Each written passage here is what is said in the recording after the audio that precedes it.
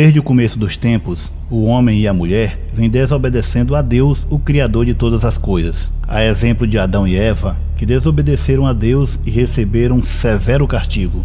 Como filhos rebeldes, só pensamos em coisas banais e corriqueiras. Muitas das vezes colocamos a culpa no diabo por tudo, mas isso não é uma verdade, pois ele nos tenta sim, mas nós é que damos lugar para ele entrar em nossas vidas. Aí, o pecado vem e sempre traz as consequências. Mas tem outros que não se contentam em pecar, querem afrontar o Senhor dos Exércitos. E isso, meu amigo, não é nada bom.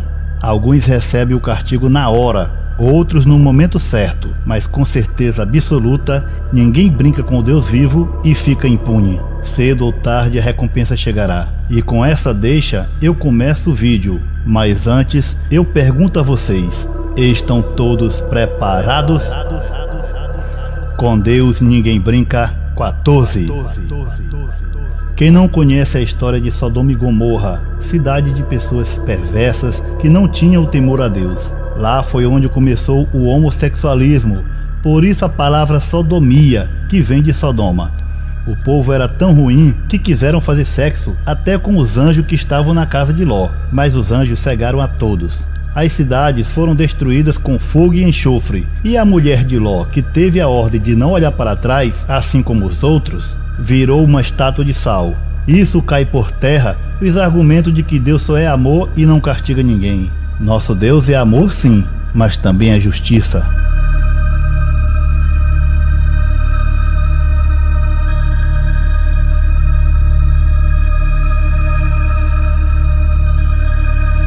Falando em cidades, temos outro exemplo.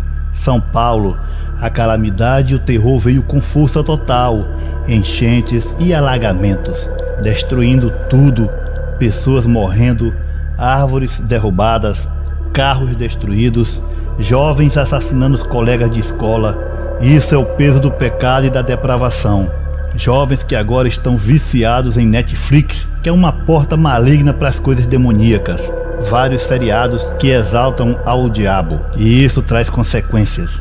O carnaval desse ano em São Paulo teve como destaque a Gaviões da Fiel, que veio mostrar na passarela o que eles amam, Satanás, que esse ano veio mostrar em rede nacional que é o príncipe deste mundo, assim como Jesus já tinha dito em João capítulo 14 no versículo 30. Vou para a Bahia, acende a chama no terreiro de Lalá, é a força da magia que me arrepia e se espalha pelo ar, saravá, saravá. Isso é apenas um trecho do samba enredo da Gaviões da Fiel, que mostrou na avenida o diabo tripudiando um ator vestido do que eles chamam de Jesus.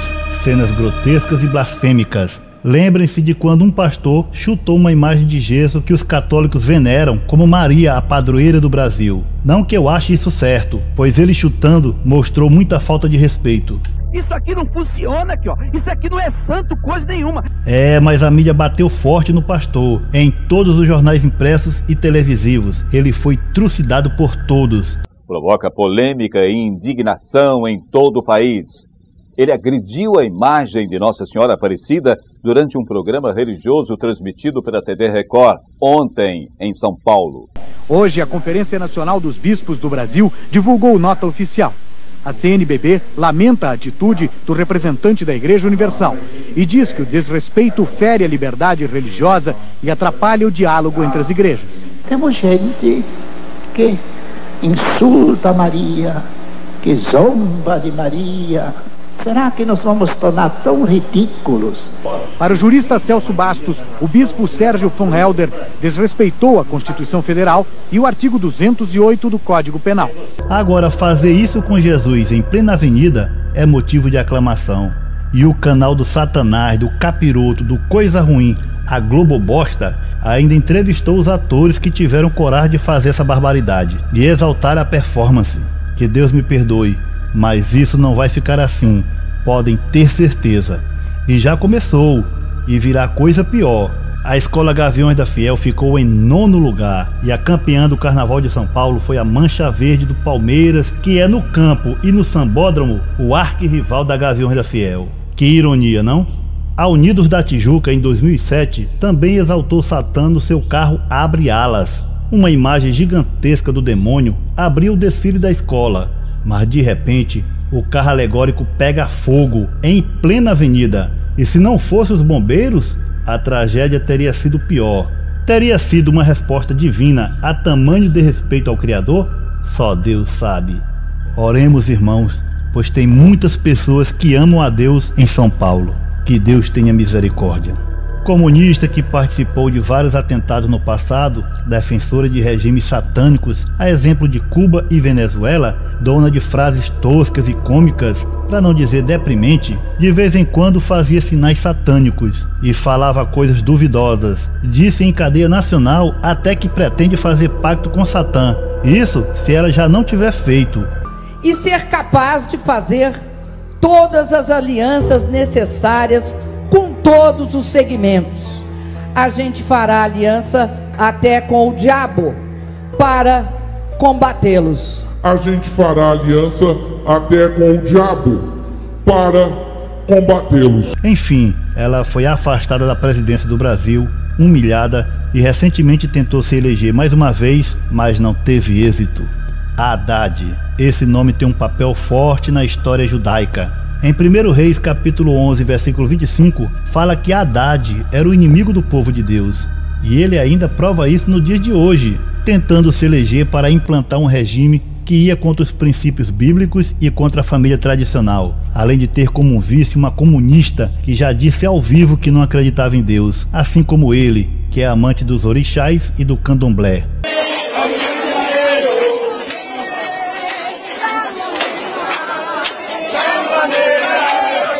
E se não bastasse ainda, jogou no lixo a Bíblia que um homem lhe deu de presente em cima do palanque. E olha só o que é que foi achado hoje no chão aqui da Praça dos Ferreira. A mesma Bíblia Sagrada que ele recebeu de presente. Nós imaginávamos que essa Bíblia tivesse sido extraviada assim. Alguém que estava no palco pegou a Bíblia, porque a Bíblia desapareceu.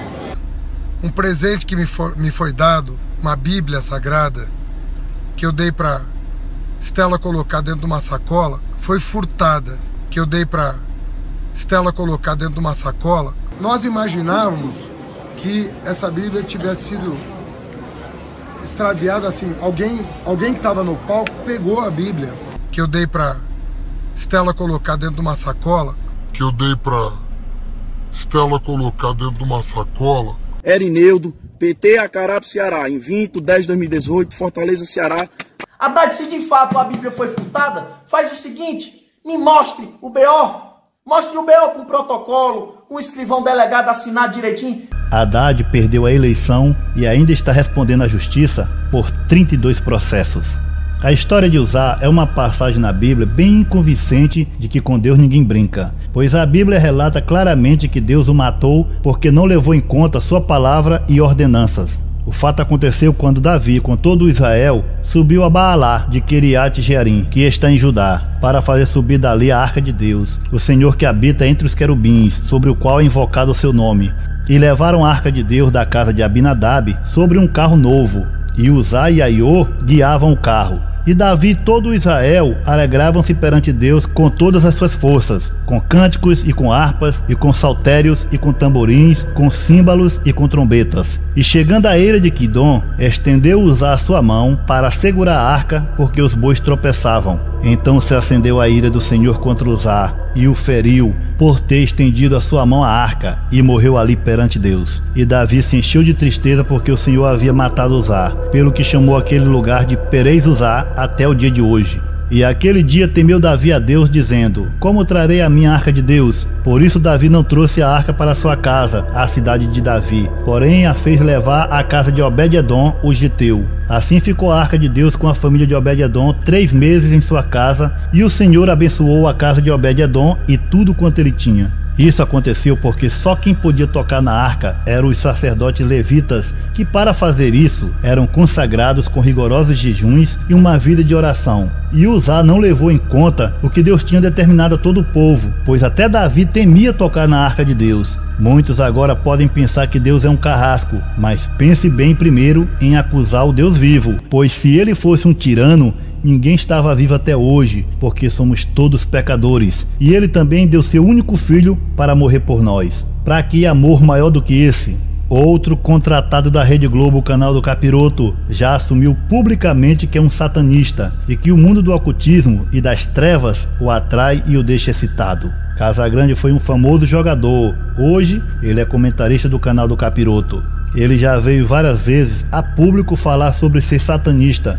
E numa dessas, a Globo até sumiu com ele por um tempo. O jogador e comentarista hoje vive em uma prisão do inimigo, o mundo das drogas. E ele mesmo contou que uma vez os demônios quase o levaram e que foi Jesus Cristo que o salvou. Eu sempre fui muito admirador de Lúcifer, sempre fui admirador de Lúcifer mesmo. E contestava muito a história de Cristo, né? Comecei a pesquisar demônios mesmo, que me atraía por aquilo. Aleister Crowley. Exatamente, tenho vários livros dele, li várias coisas, li Bíblia satânica, então eu era muito louco em cima dessa situação. Então eu acredito em Cristo hoje porque ele me ajudou. Eu tive uma situação com demônios mesmo, que eu me senti cercado. E numa loucura muito forte, não sei se era alucinação ou não, que eu comecei a fazer uma oração, o Pai Nosso, e no meu ouvido veio assim: não adianta você fazer isso porque você não acredita. Eu comecei a orar de novo, mas eu comecei a orar pedindo mesmo, que eu estava me sentindo cercado naquele momento, e pedi a presença de Cristo dentro da minha casa naquele momento, porque era a única coisa que eu sentia que ia me salvar. E de repente eu senti a energia pesada, demoníaca, assim, se afastando. É, galera, interessante. Mesmo tendo essa visão e esse livramento, ele ainda continua amando as coisas das trevas. É isso aí, galera, interessante. Mais um vídeo se foi, mas com certeza outros virão. E estarei esperando todos vocês. Fiquem com Deus e até o próximo. Valeu!